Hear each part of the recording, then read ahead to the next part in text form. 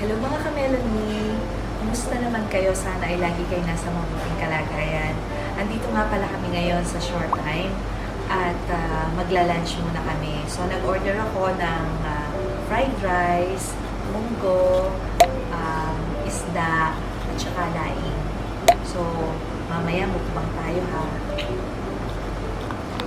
A few minutes later, ayan na nga mga ka-Melanie at dumating na ang adobo rice. At ito na nga ang paborito kong balatong. Napakasarap.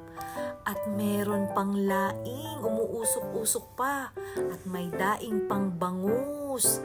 At ito na ang crunchy chicken skin. Napakasarap. At ito nga at may free sabaw pa sila. At ito na nga, titikman ko na ang chicken skin. Tingnan natin kung talagang crunchy nga siya. Tikman natin. Crunchy nga. Malutong. At isunod na rin natin tikman ang laing. Masarap nga. At ito naman ang balatong, one of my favorite. At isunod naman nating tikman yung daing na bangus. Tinatanggalan ko ng tinik. Sarap. Ay siya mga ka-Melanie, kumuha na rin kayo ng mga pagkain nyo at sabayan nyo na akong kumain. Tara!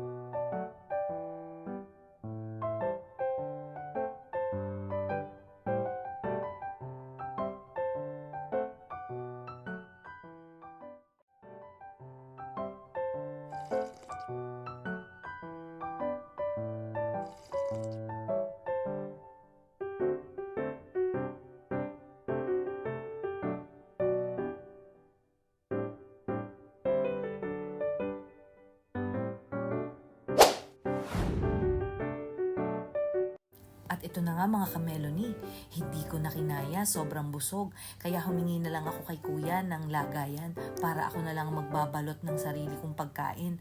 Ang dami kong natira kasi hindi na talaga kaya. Sa bahay ko na lang to kakainin. At isa pa, nakasanayan ko na din na kapag kumakain sa restaurant at may natitira, ipinababalot ko talaga kasi itatapon din lang naman nila yun eh. Binayaran ko naman. Kaya okay lang na i-take home ko. At isa pa, madaming nagugutom ngayon, kaya nakakahinayang na magtapon ng pagkain. At ito pa, baka mamaya pag uwi ko ng bahay, gutom na uli ako. Di may kakainin na ulit ako. Hi mga ka-Melanie! Maraming salamat sa pagsama sa aking vlog. Until next time, bye!